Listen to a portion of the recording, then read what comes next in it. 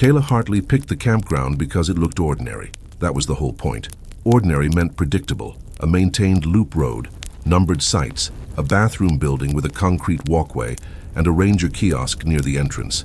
The place had a name that sounded like it belonged on a brochure, Pine Hollow Campground, and the photos online showed the exact kind of safe outdoors people liked to imagine. Tall trees, flat pads for tents, a fire ring, a picnic table that looked like it had been there for decades. Kayla didn't want a backcountry adventure.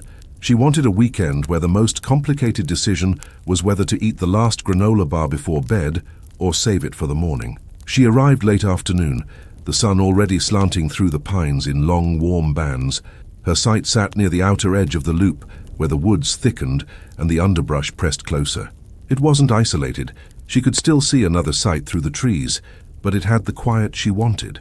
A small rise behind her pad created a natural barrier, and the land dropped away beyond it into a shallow ravine filled with ferns and fallen branches. Kayla unloaded her car in efficient trips. Tent, sleeping bag, small cooler, lantern, folding chair. She moved like someone trying to get set up before night could fall and change the park's personality. When the tent was up, she stepped back and admired the clean geometry of it, a simple dome with a rainfly, the kind sold to people who didn't camp often but still wanted to believe they could. She took a short walk to orient herself. The campground road curved past a line of sites toward the bathroom building. A few RVs sat humming quietly, their windows glowing with TV light. 2 family tents were pitched near the center loop, surrounded by coolers and camp chairs, and the bright scatter of children's toys. It felt normal enough that Kayla could feel her shoulders loosen. By the time she returned to her site, the air had cooled slightly, and the pines had begun to release that sharper nighttime scent, sap and damp bark and soil that never fully warmed. She ate quickly, cleaned up, and lit a small fire more for comfort than heat. The flames made the surrounding woods seem to retreat, holding darkness at the edge of their reach. It was while she was packing away food, methodically because she'd read enough warnings about animals, that she noticed the first small wrong thing. Her tent zipper had an orange tag on it. Not the standard pull, not the little loop of fabric sewn by the manufacturer. This was a thin strip of bright orange material, like a short ribbon, threaded through the zipper pull and knotted. Kayla stared at it for several seconds, trying to make her memory cooperate. She was careful with her gear. She didn't attach random pieces of fabric to her tent. The orange strip looked new, clean, and intentionally placed. She tried to explain it in simple ways. Maybe it came with the tent and she had forgotten. Maybe it was part of the packaging and she had absent-mindedly looped it on while setting up. Maybe it had snagged from something in her trunk. But the knot was tight and deliberate, not accidental, not something that happened by brushing against a bag. Kayla reached for it, then hesitated. Touching it felt like accepting it as real, like confirming that something had been changed without her noticing. She forced herself to tug it loose anyway. The fabric slid out of the zipper pull, leaving no residue. No tape, no snag, nothing that proved it had been there. She stood with the orange strip in her fingers, and the woods beyond her sight seemed to hold still, as if waiting to see what she would do with it. Kayla walked to the fire ring and dropped the strip into the flames. It curled, blackened, and vanished quickly. The act should have given her control back. Instead, it made her feel like she'd just destroyed evidence of something she didn't understand. She checked the tent seams, the stakes, the corners where the rainfly clipped on. Everything looked normal. She checked her car doors, locked. She checked the cooler latch, secured. She stood in the middle of her site for a full minute, listening. The campground sounds were present, but distant. A muffled laugh from somewhere, the faint clink of metal, the low murmur of an engine turning over. Close by there was only her fire and the slow hush of leaves in the breeze. Kayla told herself it was nothing. She climbed into her tent around 10. The temperature dropped faster once the sun was fully gone, and the thin nylon walls made every sound sharper. A twig snapping far away, a pine cone falling, the gentle creak of trees swaying. She turned off her lantern and lay in darkness, letting her eyes adjust. The first time she heard footsteps, she thought it was her imagination filling in gaps. The sound was soft and intermittent, pressure on pine needles, then a pause, then pressure again. Not the heavy stumble of a drunk camper, not the steady pace of someone walking the road. It was closer, moving around the edges of her sight where the fire had died down and the darkness was thicker. Kayla remained still, listening with her entire body. The footsteps circled once, then stopped. She waited for the sound of someone clearing their throat, or a flashlight beam sweeping across her tent, or any of the ordinary signs of a person nearby. Nothing followed. After a long stretch of silence, Kayla convinced herself it had been an animal, maybe a raccoon, maybe a deer. She had read that campers often misjudged sound in the dark. She tried to relax. Then she heard the zipper move. It wasn't loud. It was the faint, unmistakable rasp of metal teeth shifting against each other, right at the tent door, inches from her head. A subtle pull and stop, like someone testing it gently.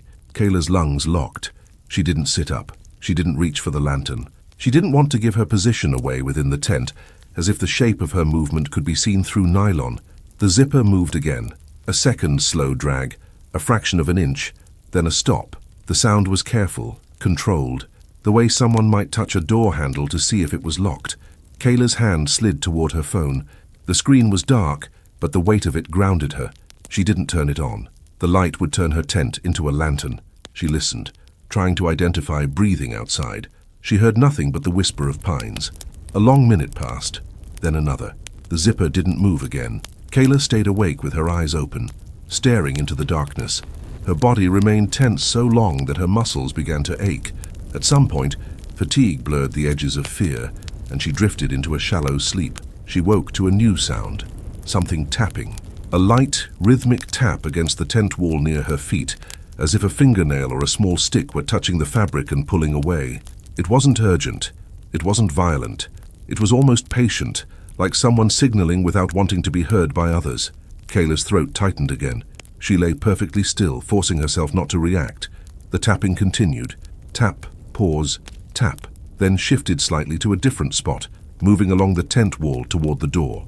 A small shadow passed over the tent fabric. The moonlight outside created a dim glow through the nylon, and the shadow cut across it in a way that looked too tall and narrow to be an animal. It moved smoothly, not hopping or sniffing. It paused near the zipper seam. The zipper rasped once, briefly, like a test tug. Then the tapping stopped. Kayla waited. Her heartbeat thudded so hard, she was certain it would give her away. She held her breath until her lungs burned. Stillness returned.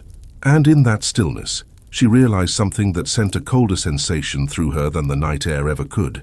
She could smell cigarette smoke, not faint old residue, fresh smoke, close enough that it drifted under the rainfly and pooled in the small space near the tent door. Kayla didn't smoke. No one in the neighboring sites had been smoking earlier. The smell didn't belong in this pocket of woods at midnight, unless someone was standing there, exhaling slowly, keeping quiet. The smoke smell faded after a minute. A soft crunch of footsteps retreated into the trees. Then another. Then nothing. Kayla didn't move until the first gray hint of morning diluted the darkness. When she finally unzipped the tent door, she did it in a single sharp motion, as if speed could compensate for fear. Cold air rushed in. The campground looked normal again, washed clean by dawn. A bird chirped. Somewhere in the loop, a car door closed. A dog barked once and went quiet. Kayla stepped out and scanned her sight. No footprints were obvious on the packed dirt, but the ground was covered in needles and leaf litter, soft enough to hide impressions. She walked slowly around the tent, checking seams and stakes. Nothing looked disturbed. Then she saw the new orange tag. It was threaded through the zipper pull again. Kayla stared at it, her mind refusing to accept what her eyes presented. She had burned the first strip in the fire. She had watched it curl and blacken and disappear. There was no reason for another identical strip to be there, unless someone had put it there. This tag looked even neater than the first. Fresh fabric, tight knot. Kayla didn't touch it this time. She backed away from the tent door, eyes locked on the strip as if it might move on its own. The woods behind her sight were brighter now, but the shadows between trees still felt deep. She walked to her car and unlocked it. Her hands shook as she grabbed her keys, then forced herself to slow down. Panic made noise, panic made mistakes. She opened the trunk and pretended to rummage for something ordinary, using the motion as cover while she scanned for people. No one stood nearby. She walked toward the road and looked down the loop. A man in a neighboring site was stirring coals in a fire ring, the posture casual and unhurried. Farther down, a woman stepped out of an RV holding a mug. Their presence should have made Kayla feel safer. Instead, it made her feel isolated in a different way, like her problem existed in a narrow slice of space that didn't spill over into anyone else's morning. Kayla returned to her tent with her phone in her hand. She took a photo of the orange tag, zooming in on the knot in the zipper pull. As she lowered her phone, she noticed something else near the base of her tent. A thin length of clear fishing line stretched low across the ground, almost invisible except where the morning light hit it. It ran from a stake at the tent corner toward a tree root, where it disappeared into leaf litter. Kayla crouched and followed it carefully with her eyes. The line looked freshly placed. No dust, no tangles, no leaves caught on it. It was taut, set at ankle height, like a trip line. Her stomach turned. She backed away and scanned the trees, moving her head slowly, refusing to let her gaze flick too fast. Something in her felt certain that if she looked quickly, she might miss the exact moment a person ducked behind a trunk. Nothing moved. Kayla's attention returned to the tent zipper. The orange tag sat there like a marker, bright and absurd in the muted colors of dawn. She stepped closer and finally forced herself to examine it without touching. The fabric wasn't just orange. It had a faint black stripe pattern, like the kind used on safety flags or trail markers. And there, printed in tiny letters along one edge, was a word that made her throat go tight. Not a brand, not a size label. A single word that looked like it came from some roll of industrial tagging tape used for identification. Return. Kayla stared at the word until her eyes felt dry. Then she heard the softest sound from behind her, an almost polite crunch on needles one step, then the pause that comes when a person stops moving to see if they've been noticed. Kayla didn't turn her head all the way. She shifted her gaze sideways first. Between two trees at the top of the small rise behind her sight, something reflective caught the early light. A narrow glint, like a lens. A camera lens, low to the ground, half hidden in ferns, angled directly toward her tent door. Kayla's body went rigid. Her mind tried to deny it. The woods played tricks. Dew could glint on anything, but the angle was too perfect, too intentional. She stood slowly, keeping her movements measured, as if sudden motion would trigger something she couldn't see. Her eyes stayed on that faint reflective circle. And then, deeper in the trees beyond it, she saw a darker shape shift, someone withdrawing just enough that the movement registered, then freezing again. Kayla didn't wait for confirmation. She stepped backward toward her car, one slow step at a time, keeping her eyes on the rise, the ferns, the glinting lens, the suggestion of a person behind it. The air felt thick, as if the morning had turned heavier. Her heart hammered against her ribs. She reached her car door handle without looking away, pulled it open, and slid inside, locking the doors immediately. Only then did she turn her head fully. From the driver's seat, she could see the top of the rise behind her sight. No one stood there now, but the glint remained in the ferns for one more second, then vanished as if something had been pulled away from the light. Kayla started the engine. As she pulled out of the sight, she passed the campground's bulletin board near the bathroom building. It was covered in maps, trail notices, and laminated safety reminders. She almost didn't look. Then her eyes caught a small square of bright orange pinned near the bottom, a tag identical to the one on her tent zipper. It hung there like an advertisement, like a signal meant for someone who knew exactly what it meant. Someone had written a number on it in black marker, 2 digits, heavy strokes, Kayla's site number. Kayla didn't stop at her site to pack carefully. The orange strip on the bulletin board and the number written on it turned the entire campground into a marked grid, and her instinct shifted from confusion to urgency. She pulled into the loop road and drove slowly toward the entrance kiosk, forcing herself not to accelerate like someone fleeing. The speed limit signs felt suddenly important. Anything that made her memorable felt dangerous. At the kiosk, no ranger sat behind the glass. The booth's window displayed a stack of brochures and a hand sanitizer pump, but the interior was empty and dim. A sign on the outside listed a phone number for emergencies and after-hours issues. Kayla didn't call from the booth. She walked back to her car, locked herself inside again, and dialed with shaking hands. Her voice came out thin and too controlled, the way it did when fear was fighting to stay hidden. She described the tag on her tent, the trip line, the lens-shaped glint in the ferns, the identical tag on the bulletin board with her site number. The person on the line asked routine questions that sounded like they belonged to a different world. Wildlife, pranksters, campsite conflicts. Kayla answered tightly, then stopped trying to convince. She said she was leaving and wanted the report recorded. When she ended the call, she sat for a moment with her hands on the steering wheel, staring at the entrance gate. The gate was open. Cars could come and go without stopping. The freedom should have felt like safety. Instead, it felt like access. Kayla drove out and didn't breathe normally until the campground was a mile behind her, and the trees thinned into open roadside. She kept checking her rearview mirror. A white SUV sat behind her at one point, then turned off. A pickup passed going the other direction. Nothing stayed with her, but the need to verify never stopped. She returned to her apartment and carried everything inside without setting it down in the hallway. Even her sleeping bag felt contaminated, not by dirt or bugs, but by attention. She stripped the tent out of its bag and spread it on the living room floor under bright overhead light. Up close, the zipper pull showed tiny scuffs on the metal ring, marks that hadn't been there before. A faint residue clung to the seam near the door, like something adhesive had pressed against it and been peeled away. She found the trip line she'd seen in the morning wasn't the only one. Under the tent's footprint, near one corner where the ground sheet had hidden it, a second length of clear line had been looped around a stake. It wasn't part of her gear. It hadn't come with the tent. It had been added while she slept, or while she stood distracted at her cooler. When Kayla cut it free, the line snapped back with stored tension like a spring released. She searched the tent carefully for anything else and found a small sticker pressed to the inside of the rainfly, near the top seam where you wouldn't notice unless you looked straight up.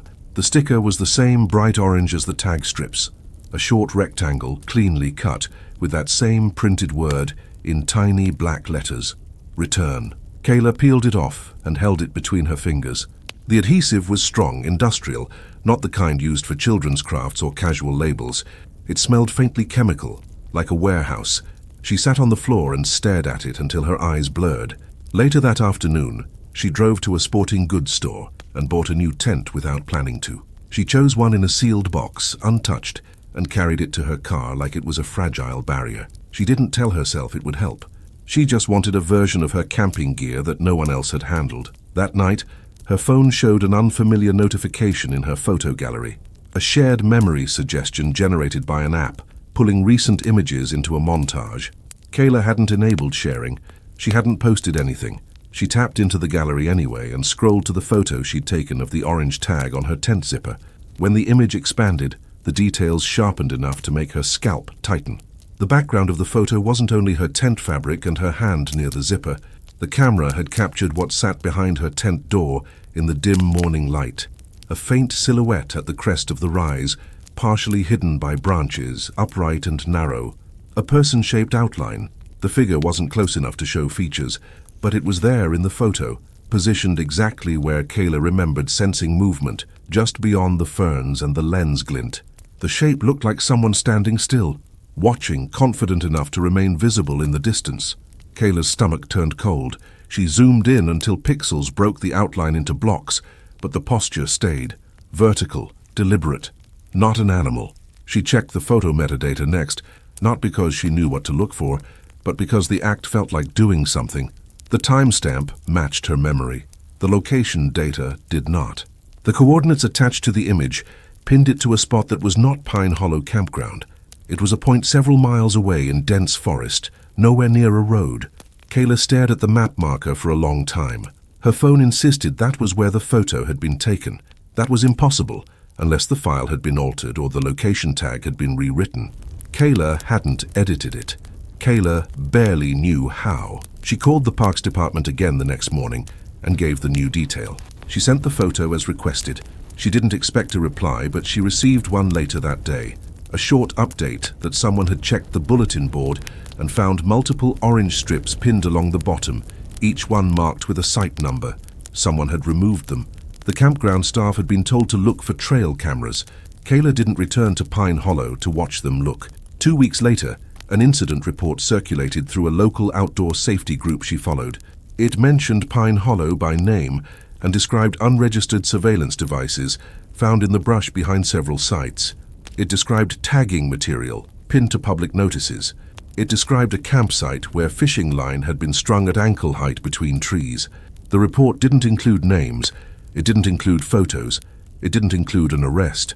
Kayla read it twice, then closed the screen and sat in silence with her palms pressed flat on the kitchen table. That evening, she carried her old tent bag down to the dumpster. She didn't want it in her apartment. She didn't want it stored in her closet. She didn't want a piece of gear that had been marked and handled to remain part of her life. When she dropped the bag in and turned away, something snagged her eye on her windshield. A bright orange strip of fabric hung from her rearview mirror, knotted neatly, the same pattern of faint black stripes along the edge. It swayed slightly in the air from her movement, as if it had been placed there minutes earlier. Kayla stood frozen on the sidewalk, staring through the glass. She didn't approach the car immediately. She scanned the lot. No one stood near the dumpster enclosure. No one leaned against a wall. No one sat in a nearby vehicle with a phone raised. But on the asphalt behind her tires, a thin, clear line stretched low across the ground, almost invisible except where the streetlight caught it, taut, set at ankle height, running toward the shadow beneath a parked car, 2 spaces away. Kayla backed away from her vehicle without taking her eyes off the line. She walked fast back toward her building entrance and didn't look back again until she was inside the lobby under bright fluorescent lights. Lucas Ward chose dispersed camping because the lack of rules felt like the point. No check-in kiosk, no numbered sites, no campground loop with people close enough to hear each other brush their teeth. He wanted the quiet that came from driving a forest road until it narrowed into ruts and choosing a pull-off that looked unused. He had done it before without trouble. He was careful in the practical ways. He kept his car topped off, carried extra water, packed layers, downloaded maps. He wasn't reckless, just tired of places that felt managed. The spot he picked sat beside a shallow creek in a pocket of pines. The dirt pull-off was wide enough for one vehicle and showed old tire marks hardened into the ground. A fire ring sat near the tree line, stones blackened and cracked, a sign that others used the place sometimes. Beyond the ring, the forest dropped gently toward the water. Lucas arrived in late afternoon and set up quickly. He pitched his tent on a flat patch, parked his car nose out for an easy exit, and walked the perimeter to familiarize himself with the terrain. The woods felt calm and empty, broken only by birds and the soft rush of creek water. As sunset approached, the light changed the forest's depth. Pines stopped looking like individual trees and became a wall. Shadows pooled in the spaces between trunks. The air cooled, and insects grew louder, their sounds braided together into a steady drone. Lucas ate, cleaned up and locked food in his car. He didn't build a big fire, just enough to make the campsite feel inhabited. He sat for a while watching flames collapse into coals, and then he turned in. Sleep came unevenly. The night sounds were familiar but sharp. A branch settling, the creek shifting against rocks, a distant call that might have been an owl. Lucas lay on his back listening, letting his thoughts drain away. The first disturbance came as a vibration through the ground. Not an earthquake, not even a tremor, more like a low resonance that made loose items subtly rattle. His keys in the tent pocket gave a faint click. The metal zipper pull on his sleeping bag tapped once against the fabric. Lucas sat up slowly and listened. The vibration stopped. Then it returned softer, like the distant rumble of a vehicle traveling on a forest road. That explanation would have satisfied him if the sound had matched it. There was no engine noise, no crunch of tires on gravel. Only the sense that something heavy had moved somewhere nearby, close enough to send a faint shiver through the soil. Lucas reached for his headlamp and turned it on at its dimmest setting. The tent walls lit up in a dull cone. He didn't unzip immediately. He waited, listening for movement outside. Nothing. After several minutes, he turned the lamp off again and tried to sleep. His body drifted, then caught again on another sound, a soft scrape, like fabric sliding over fabric. It came from outside, close to the tent wall, and it made him picture someone brushing against nylon. Lucas held still, breath shallow, waiting for a follow-up. A footstep, a cough, the sound of a person clearing their throat. The scrape happened again, longer, then stopped. Lucas's mind tried to fill the gap with animals, branches, wind, but the air outside sounded still. The creek continued its steady rush. In the silence between those constants, the scrape felt intentional, placed there like a test. He turned the headlamp on again, brighter this time, and unzipped the tent door in one controlled motion. The campsite lay under moonlight. The creek reflected faint silver. His fire ring held dead coals. Everything looked exactly as he'd left it, except for the second tent. It stood 30 feet away near the tree line, angled to face his campsite. A small dome tent, low and dark, its rainfly pulled tight. It looked freshly set, crisp lines and taut guy lines, positioned with care. Lucas stared at it without moving. It hadn't been there at sunset. He would have seen it. The clearing wasn't large enough to hide a new structure without him noticing. The tent's placement also made no sense. It sat too close for someone who wanted solitude and too perfectly oriented toward Lucas's site for someone who had arrived casually. Lucas stepped out of his tent slowly, keeping his headlamp beam low so it didn't flare into the woods. The light skimmed across the ground, showing pine needles, scattered cones, and the faint indentation of old tire marks. He expected to see fresh footprints leading to the new tent. He saw none. The ground between his tent and the new one was littered with needles and small debris. If someone had walked across it recently, there should have been disturbances. Scuffed patches, compressed needles, broken twigs. The area looked untouched. Lucas moved a few steps closer, scanning for a cooler, a chair, a backpack, any sign of a camper. The second tent sat alone, no gear visible. He stopped 10 feet away. The tent fabric was so dark it absorbed his light. The zipper line at the door seam was barely visible. Lucas angled his beam slightly higher and saw something that tightened his throat. A strip of reflective tape had been applied vertically along the zipper seam, a narrow silver line that would catch a headlamp from a distance. It was a marker. Lucas stood still, listening. From inside the tent he heard nothing, no breathing, no shifting, no rustle of a sleeping bag, yet the tent looked occupied in a different way, like a stage set waiting for someone to step into it. Lucas backed away slowly, returning to his own tent. He didn't feel safe staying inside Nylon anymore, but he didn't feel safe turning his back on the tree line either. He moved to his car, unlocked it, and sat in the driver's seat with the doors locked. From behind the windshield he watched the second tent as if it might do something on its own. Minutes passed, then more. The forest remained still. Lucas's phone had signal, thin but present. He opened his map app and checked the nearest official campground. It was far. The nearest ranger station was farther. Calling for help felt like a commitment to a story he couldn't fully explain, and he didn't know what he'd say without sounding unstable. He kept watching. A faint light appeared inside the second tent, just a small glow, as if someone had turned on a phone screen. It illuminated the fabric briefly from within, then dimmed. Lucas's hands tightened on the steering wheel. The glow returned again, brighter, and Lucas saw a silhouette through the fabric, a hunched shape near the tent floor, close to the door seam. The shape didn't move like a person getting comfortable. It moved in short, precise shifts, as if placing something. Then the zipper on the second tent moved, not opening fully, just a small controlled tug downward, enough to create a narrow gap at the top. A darker slice of night appeared where the seam parted. Lucas held his breath. The gap stayed open for a moment, then closed again. The zipper pulled back up with the same careful control. The tent went dark inside. Lucas stared at it for another long minute, then did the only thing that made sense. He put the car in reverse without turning on the headlights, rolling back slowly to reposition, keeping the tent in view until the last possible moment. As the car's angle changed, his headlamp beam, resting on the passenger seat, shifted just enough to catch the ground near the base of the second tent. A thin, clear line ran from the tent toward a tree root, taut and low, nearly invisible in moonlight, a trip line. Lucas stopped moving entirely, sitting rigid in the driver's seat, watching the line shimmer faintly as it caught a sliver of light. Then he saw something else beside the tent's base, a small rectangle of bright material pinned to the fabric near the door seam, an orange tag, flat and deliberate, as if it had been placed there as a signal. Lucas didn't step out again. He turned the key, started the engine, and drove out of the clearing with his headlights on full, the forest road unfolding ahead like a narrow channel through darkness.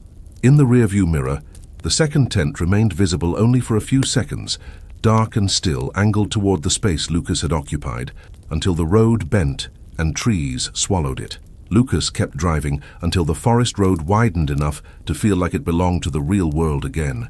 His headlights cut through dust and drifting insects.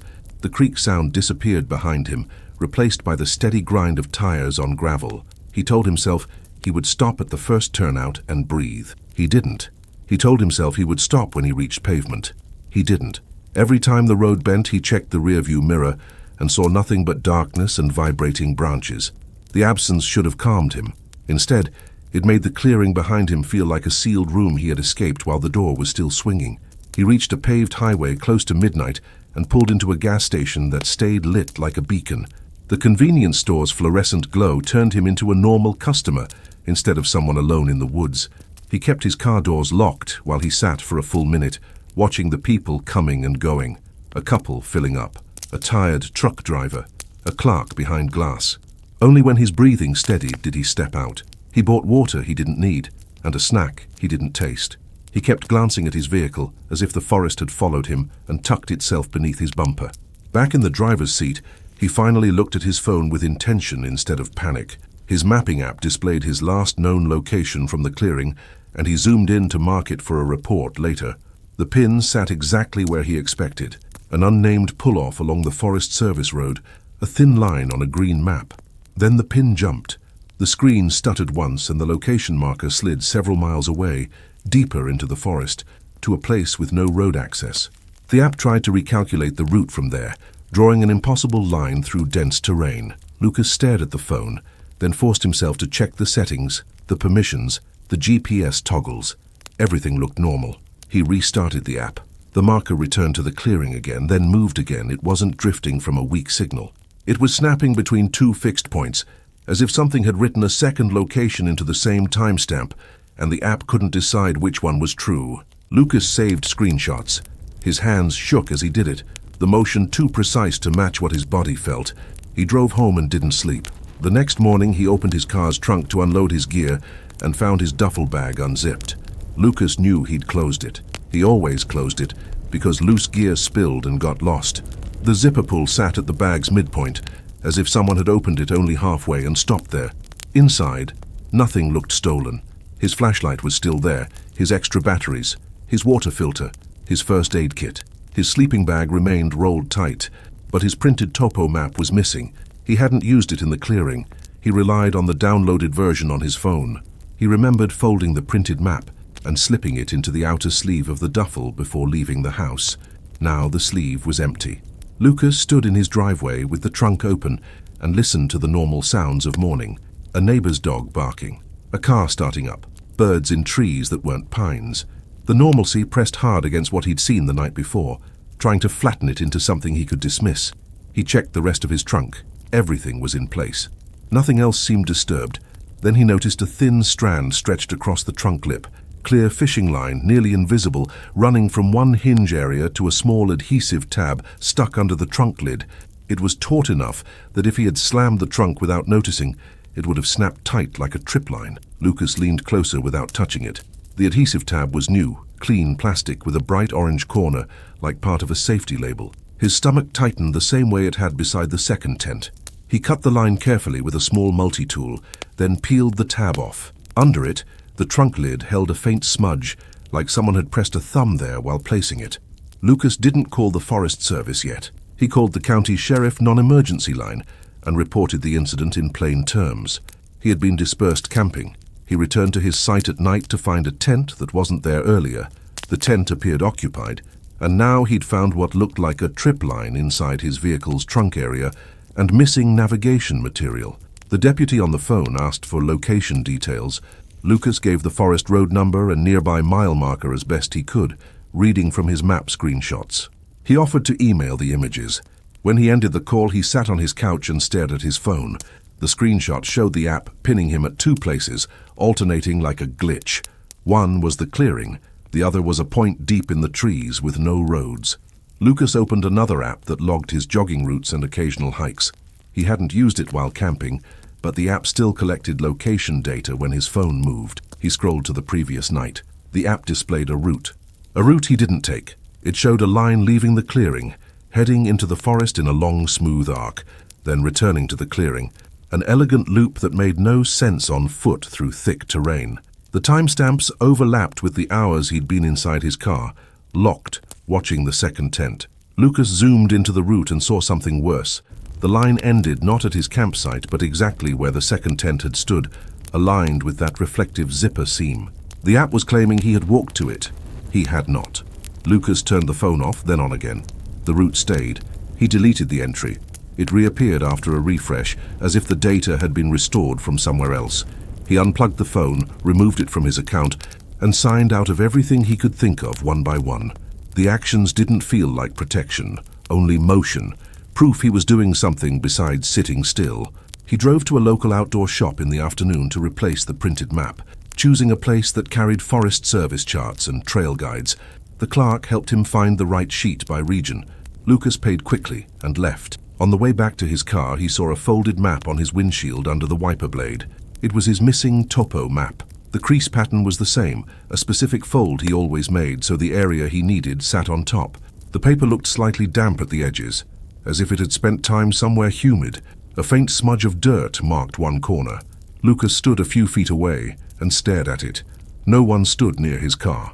The parking lot held several vehicles, but no one watched him openly. The shop's front windows reflected sunlight and merchandise. The whole scene looked mundane enough to make his hands feel numb. He walked closer and lifted the map carefully without unfolding it, as if touching it too much would transfer something. Tucked inside the folds was a narrow strip of reflective tape, the kind used to mark hazards. It had been cut neatly, a few inches long, and it carried a number written in dark marker. Not a date, not a mileage note, a coordinate pair. Lucas recognized it immediately as the second location his phone kept snapping to, the spot in the forest where the map pin jumped, the point with no road access. The numbers were written precisely, as if copied from a GPS readout. Lucas did not unfold the map further. He slid it into a plastic bag from his trunk, sealed it, and drove to the sheriff's office. He handed the bag over. He showed the deputy the screenshots. He showed the phantom rote line. He explained the second tent, the reflective seam, the trip line near its base, and the orange tag pinned near its door. The deputy's expression stayed neutral, but the questions sharpened. Exact timing, exact location, any identifying vehicle nearby, any sounds, any lights. Lucas answered as best he could, keeping it factual, keeping it clean. He left the station with a case number and no expectation of resolution. That evening he returned home and parked in his garage instead of the driveway. He kept his curtains closed. He checked his locks twice. Near midnight he woke to a faint sound outside his house, a soft, intermittent scraping near the side yard. He lay still and listened. The sound continued in slow bursts, then paused, then resumed, as if someone was dragging something light across concrete and stopping to listen. Lucas didn't go outside. He checked his security camera feed on a small monitor in the bedroom. The camera view showed the driveway and front walk. Nothing moved. He switched to the side yard camera view. The screen flickered once, then stabilized. A dark shape sat near the fence line, low to the ground, hard to identify. Lucas stared at it, trying to make it resolve into a trash bag or a fallen branch. Then the shape shifted, a small controlled movement, like someone crouched behind something adjusting their position. The camera image pixelated for a second, then snapped back into clarity. The dark shape had moved closer to the camera's blind spot, hugging the edge of the fence. Lucas watched for another minute, his hand hovering over the call button on his phone. The side yard camera feed abruptly froze. The timestamp in the corner stopped updating. Lucas switched views again. The front camera remained live. The side yard remained frozen. He refreshed the feed. The side yard camera came back online, but the yard looked empty now. No dark shape, no movement, no evidence anything had been there. In the morning, Lucas walked the side yard in full daylight. He checked the fence line and the concrete path. Near the corner where the camera's blind spot began, he found a strip of reflective tape stuck to the fence post, angled to catch sunlight. Under it, drawn in marker, was a short line and an arrow pointing toward the back gate latch. Lucas peeled the tape off and threw it away, then replaced the latch with a new lock that afternoon. He didn't go dispersed camping again. Emily Stanton picked Cedar Basin because it was supposed to be the easy version of Wilderness, a maintained state campground, a paved entrance road, sites that came with a fire ring and a picnic table, a bathroom building with a concrete path, not a hole in the ground. Emily had camped before, but she preferred the kind that let her return to a car if anything felt off. She didn't want isolation. She wanted space. She arrived on a Thursday evening to beat the weekend rush. The check-in office was still open, and the attendant handed her a paper tag to hang from her mirror. Her site number was written in thick marker. The map showed her spot near the far loop, close to a trailhead, a little farther from the bathrooms. Emily liked that. Less foot traffic, more quiet. She drove the loop slowly, reading the small number stakes as she passed. Most sites were empty, only a few early arrivals setting up. A couple in a small trailer waved as she drove by. Farther in, a solo camper sat beside a low fire, head bent over a book. Emily parked at her site and stepped out into the smell of sun-warmed pine needles and lake water. Cedar Basin sat near a reservoir, and the air carried a faint dampness that made everything feel clean. Her site was bordered by thick trees on two sides and open toward the road on the other.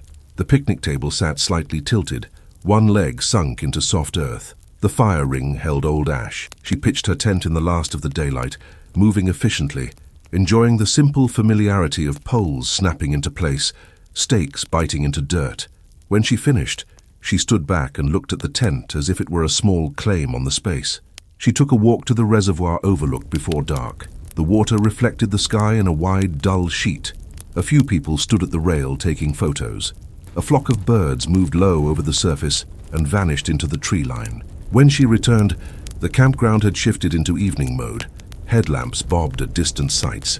RV windows glowed. The bathroom building emitted a soft fluorescent hum visible through its small windows. Emily made dinner at the picnic table and cleaned up carefully, locking food in her car. She built a small fire not high enough to announce itself, just enough to keep the darkness from feeling too close. The first stars appeared through the gaps between branches. She turned in just after 10. Sleep came quickly, heavy and uncomplicated, until a new light woke her. At first, Emily thought it was moonlight changing as clouds passed. The tent fabric brightened faintly, then dimmed. She opened her eyes fully and saw the glow was too steady and too directional to be the moon. A lantern.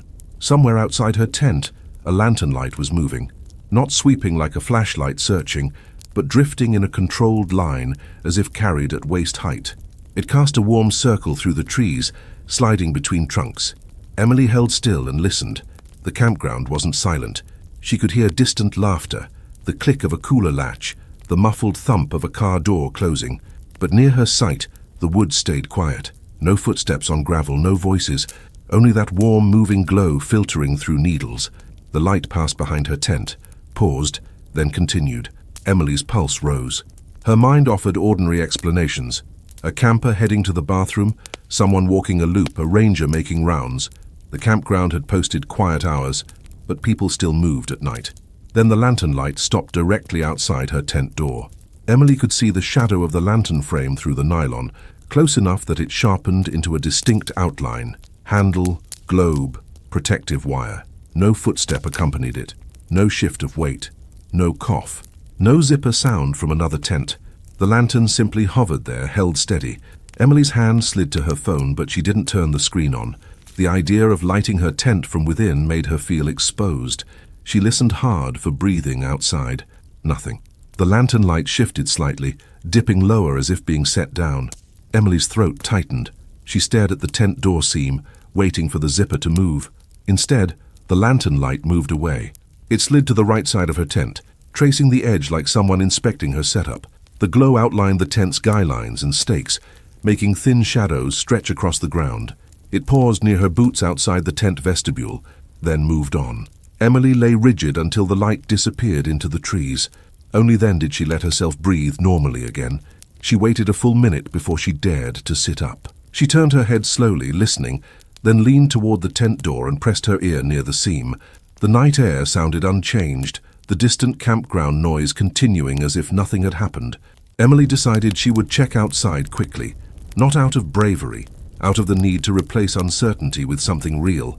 She turned her headlamp on at its dimmest setting, unzipped the tent door just enough to slip her face near the opening, and looked out.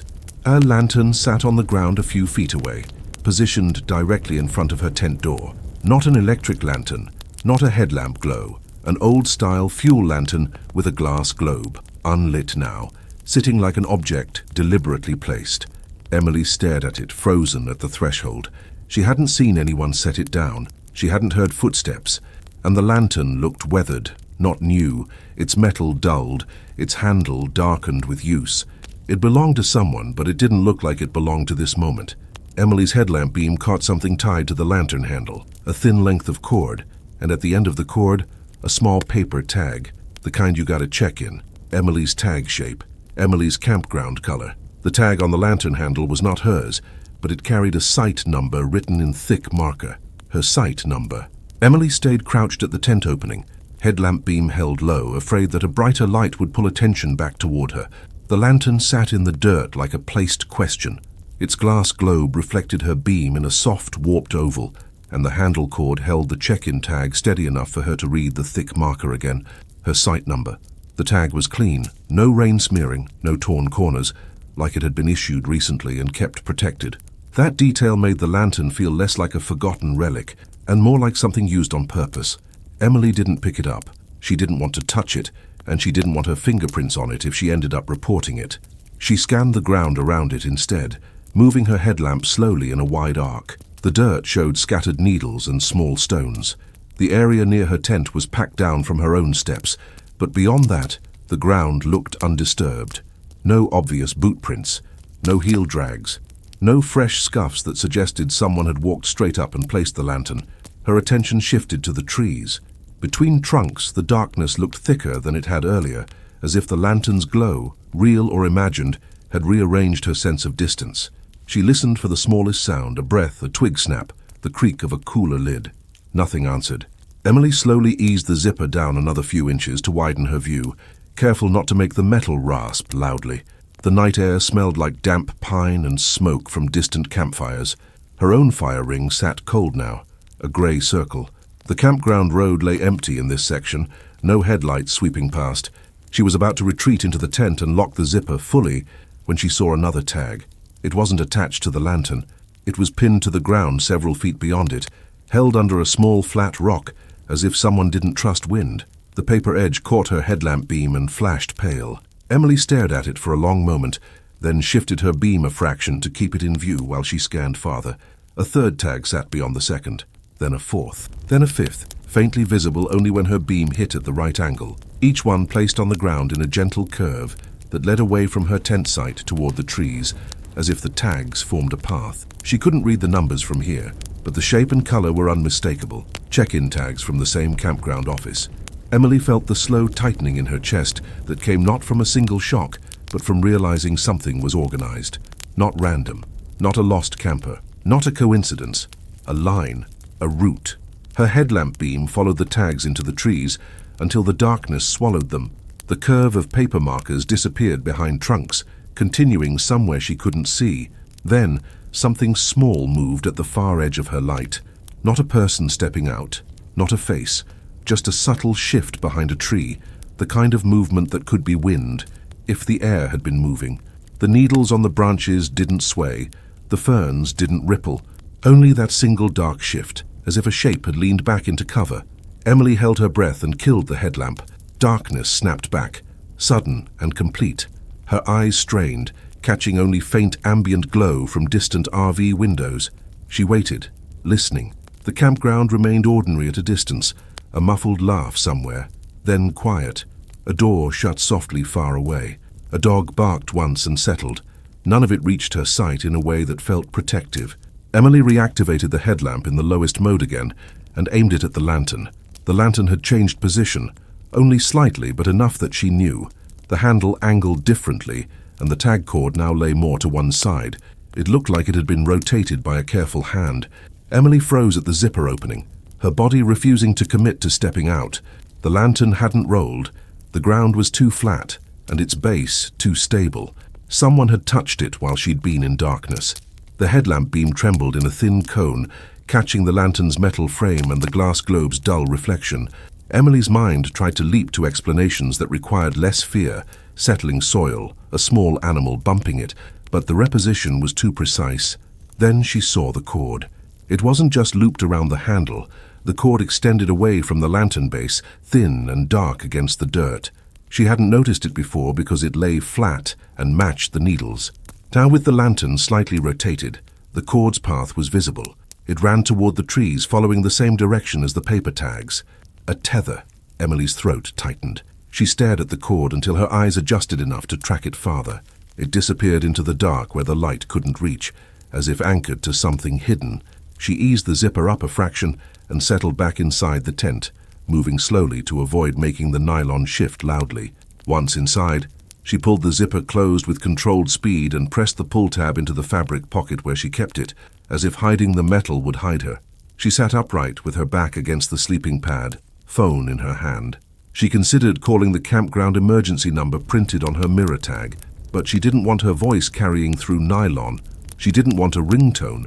She didn't want to be the only light in this pocket of trees. Instead, she typed a message to the campground office email listed on the receipt, attaching her site number and describing the lantern and the tags.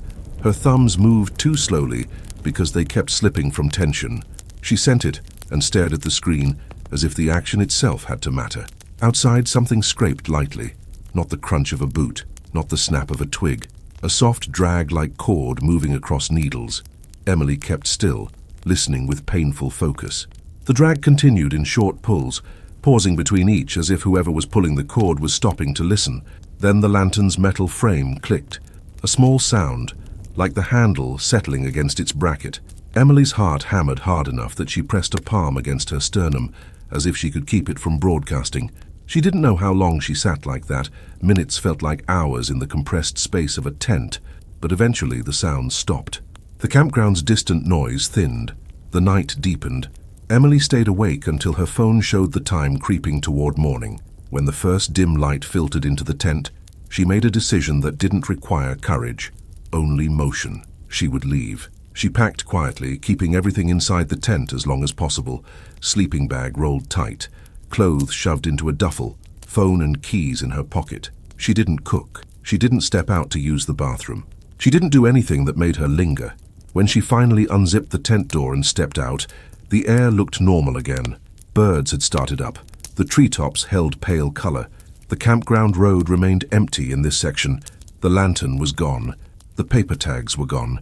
The ground where they had been placed looked almost identical to the surrounding dirt, except for a few small clean spots where rocks had rested and protected the soil beneath. Emily found one tiny corner of tag paper stuck under a needle cluster, like a torn fragment that hadn't been collected. The paper was the same color as the rest of the tags, and on it she could see the edge of a thick marker stroke, part of a number, incomplete. Emily didn't stay to search more. She broke down the tent fast, hands moving with a practiced efficiency she didn't feel. She loaded her car and drove straight to the campground office as soon as the loop opened toward the entrance. The office attendant looked tired and distracted, the kind of person bracing for weekend crowds. Emily didn't wait for a perfect moment. She placed her receipt on the counter, pointed to her site number, and described what she'd found at night. The lantern, the tags, the cord. The attendant's expression shifted. Not shock, but recognition held too tightly. The attendant asked for the exact time and whether Emily had moved the items. Emily said she hadn't. She mentioned the cord and the lantern reposition. The attendant made a brief call behind the counter and wrote down Emily's name and phone number. The questions stayed narrow and controlled, focused on location and specifics. Emily left the office and sat in her car near the entrance lot, hands on the wheel watching the staff. A ranger truck rolled out a few minutes later, heading deeper into the campground. Another vehicle followed, an older utility cart. They didn't use lights or sirens. They moved like people who wanted to see something as it was before it changed again. Emily waited for a reply email later that day. None came. Instead, she received a short notification from the reservation system. Her stay had been marked completed early, and the remainder refunded without explanation. The message contained no apology, no detail, only a transaction line and a generic contact link. That night at home, Emily opened her phone's photo gallery to see if she had taken any pictures during the incident.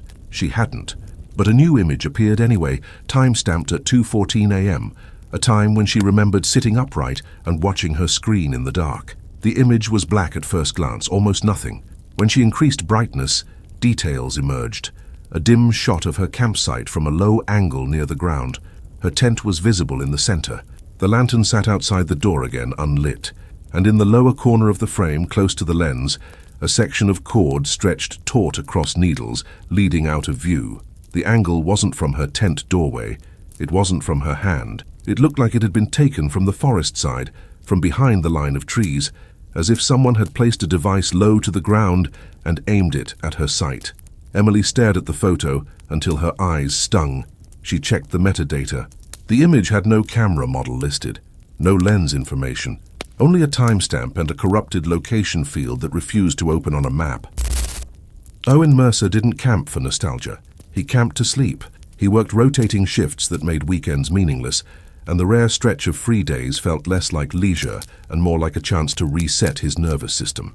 He didn't want crowds, but he also didn't want true isolation, so he chose a compromise. A national forest campground with walk-in tent pads, spaced apart by trees, far enough for privacy, close enough that a ranger truck might pass once in a while.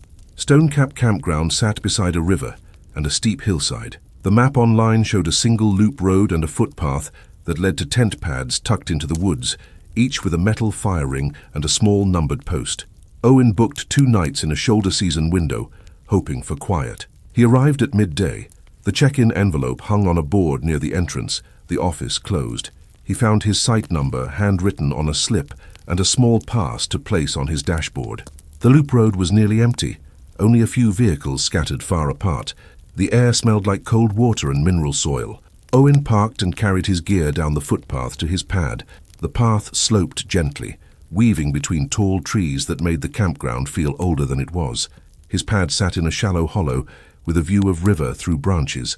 A picnic table stood nearby, scarred by years of knife marks. The fire ring held a tidy pile of ash that looked recent. Owen pitched his tent quickly and moved on autopilot. Sleep system, food locked in a bin, water jug set beside the table. He walked down to the river for a short stretch, listened to the current, then returned and made an early dinner. The day faded without drama. At dusk, the campground thinned into its nighttime shape. The few other campers retreated into vehicles and tents. The river kept moving, loud enough to swallow small sounds. Owen sat by a small fire, watching the coals settle. He slept hard at first, the kind of heavy sleep that comes from exhaustion and clean air. He woke to the sensation of presence. Not a sound, not a touch, just the instinctive pressure that made his eyes open. The tent was dark. His phone's screen showed 1:37 a.m. The river's roar continued, constant and indifferent. Owen listened. Nothing obvious moved outside. No footsteps, no zipper sounds, no voices. The night felt still enough that his own breathing sounded too loud. He shifted slightly, and the sleeping pad creaked. He froze again immediately, waiting to see if the outside responded. A faint metallic clink came from somewhere near the fire ring. Owen's mind offered a practical explanation. The fire ring settling, a log rolling, a piece of metal cooling and contracting. But he hadn't left anything loose out there. He reached for his headlamp and didn't turn it on. He held it in his hand and listened for another minute. Then he heard something else, the softest scrape against dirt, short and controlled, as if an object were being nudged into position. Owen sat up slowly and pressed his ear toward the tent wall near the door. The nylon carried the shape of outside light faintly, but no real illumination reached his pad. He could smell damp soil and river air. The scrape stopped. Silence returned. Owen waited longer than felt reasonable, then turned his headlamp on at its lowest setting and unzipped the door a few inches. The beam cut a narrow triangle into the dark. The first thing he saw was a folded chair. It stood upright on its legs, positioned directly outside the tent door, close enough that the fabric nearly touched it. A simple metal folding chair, the kind people brought to campfires. Except it wasn't opened for sitting. It was folded, standing like a narrow silhouette, placed squarely in front of the entrance as if blocking a path. Owen stared at it, his mind briefly refusing to connect it to reality. He hadn't brought a folding chair. He used a foam pad and the picnic table. The campground pad wasn't a place where random furniture appeared in the middle of the night. He angled the headlamp beam up and down the chair's frame. The chair had a tag looped around the top rail. White paper, narrow like a shipping label. The tag fluttered slightly in the tiny air currents moving through the trees. Owen didn't reach for it. He widened the zipper gap and scanned the edges of his sight. No one stood in view. The river noise filled the background. The trees beyond his pad were thick enough to hide a person easily. Owen's attention returned to the chair. Its feet were planted in dirt that showed no clear tracks, only needles and scattered leaves. If someone had carried it in, they had done it without leaving obvious prints, or the ground was soft enough to swallow evidence. Owen looked past the chair toward the fire ring. Something pale sat on the ring's metal edge, catching his headlamp beam. A second tag, another white strip of paper, placed like a marker. Owen's hand tightened around the headlamp. He kept the beam low and steady, forcing his breathing to slow. He didn't step out.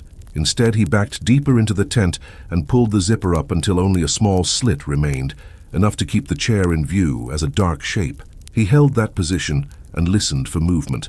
For a long time, nothing changed. Then, faintly from somewhere beyond the tent pad, he heard the smallest sound of metal flexing, not the fire ring. A folding chair being opened slowly, somewhere out in the dark where he couldn't see it. Owen kept the zipper slit narrow, just enough to watch the folded chair's outline without flooding the tent with light. The headlamp beam fell across the chair's metal frame and made the white tag glow like a small, deliberate signal. The sound came again from the darkness beyond his pad, metal flexing, slow, controlled, the faint squeal of a hinge being worked open with care. Owen held still until his muscles began to ache from restraint. The river's constant roar turned everything else into a guessing game. He couldn't locate direction with certainty, but the sound felt like it was somewhere behind the picnic table, nearer the trees that bordered the downhill side of his pad. The chair outside his tent remained closed, upright, blocking. Owen watched the tag on its top rail flutter once, then settle. The movement was subtle, and it might have been a breeze if the trees had been swaying. They weren't. The branches above were quiet, silhouetted against a faintly lighter patch of sky. He considered stepping out fast, grabbing the chair, throwing it aside, sprinting to his car. The thought arrived complete, like a plan, but the plan required him to do the one thing his instincts refused: turn his back to the space he couldn't see. He shifted his gaze to the ground just beyond the chair's feet. A thin line ran through the needles, not a stick, too straight, too taut. Owen angled his headlamp beam lower, narrowing the cone. The line caught a sliver of light and became visible for a second. Clear fishing line, stretched at ankle height from the chair's frame toward the edge of the pad. A trip line anchored to the chair. His throat tightened. If he had stepped out quickly and pushed past the chair, the line would have snapped tight across his legs and dumped him forward into the dirt, maybe into something worse positioned beyond the door. Owen pulled the zipper up another inch, reducing the opening so only the chair's tag remained visible. He killed the headlamp and let darkness return. Without the beam, the chair became a shape he could barely track, but the tag stayed faintly luminous in the ambient night, a pale rectangle where no pale rectangle should be. Owen's phone sat in his palm, screen dark. He didn't call yet. He didn't want his voice caught by the tent's thin walls. He didn't want the small speaker glow, the notification sounds, the vibration.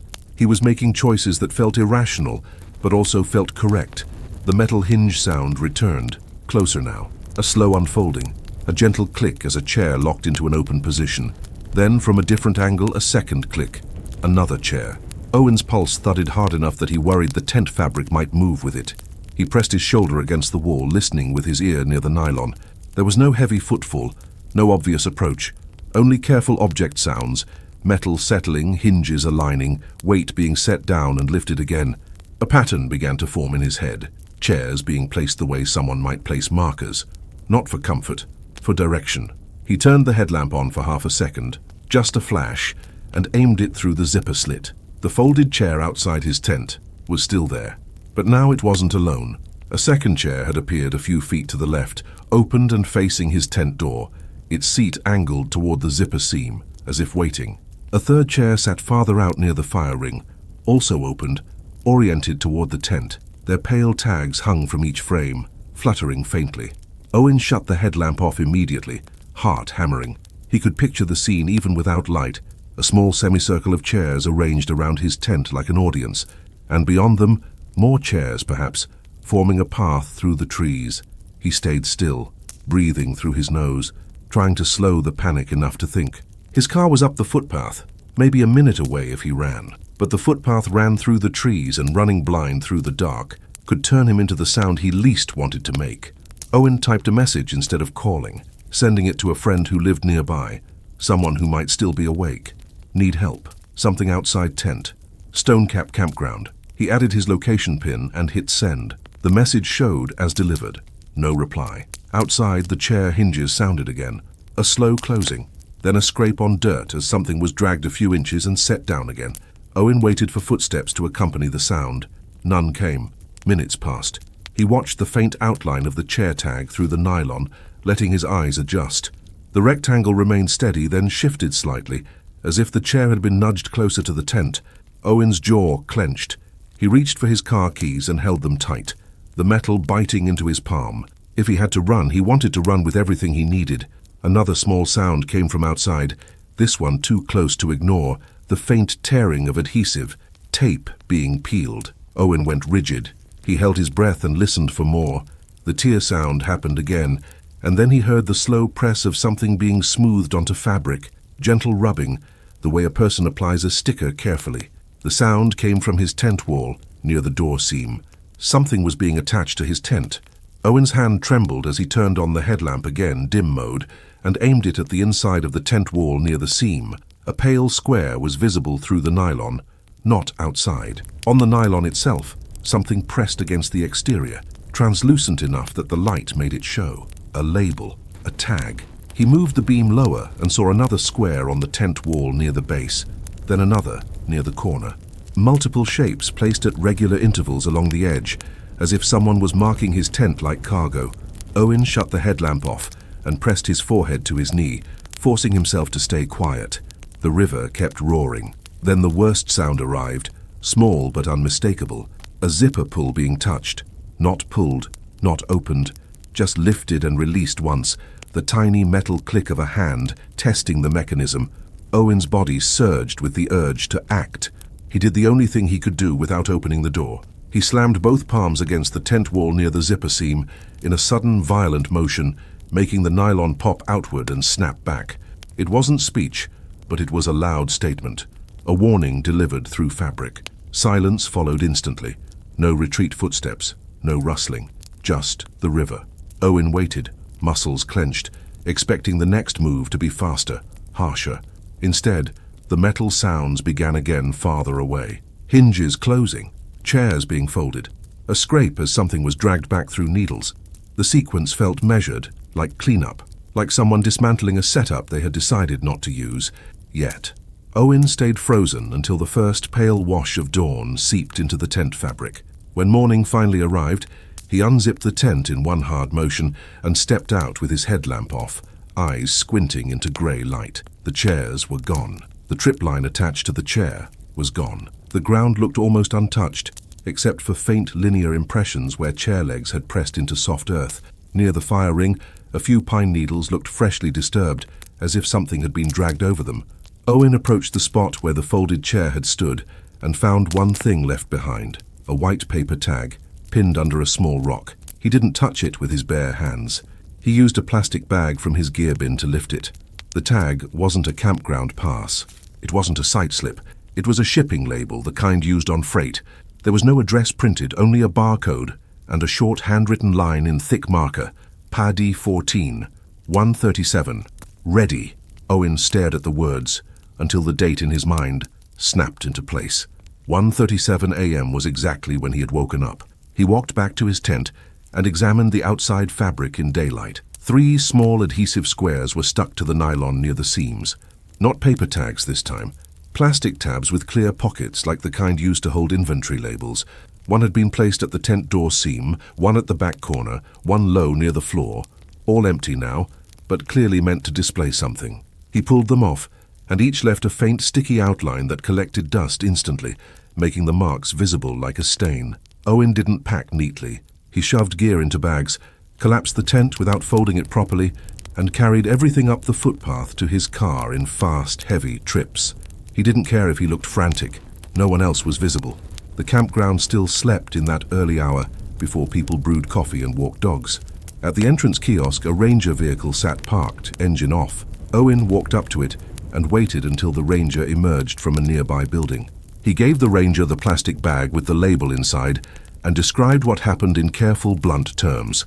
Chairs placed outside his tent, trip line, adhesive labels on his tent seams, object sounds in the dark, no visible person. He mentioned the time on the label matched the time he woke. The ranger's face tightened. The ranger didn't look surprised. The ranger asked for Owen's pad number again and wrote it down. Then the ranger asked whether Owen had seen any reflective tape or orange tags. Owen said he hadn't seen orange, only white labels. The ranger nodded once, the motion restrained, and told Owen to leave the bag. Owen left it and drove away. 2 days later, Owen found an email in his spam folder from the campground reservation system. It wasn't a receipt. It wasn't a survey. It was a single-line notice that his second night had been cancelled and refunded due to site maintenance, with no option to reschedule. Owen didn't request the cancellation. He didn't reply. He didn't go back to Stonecap.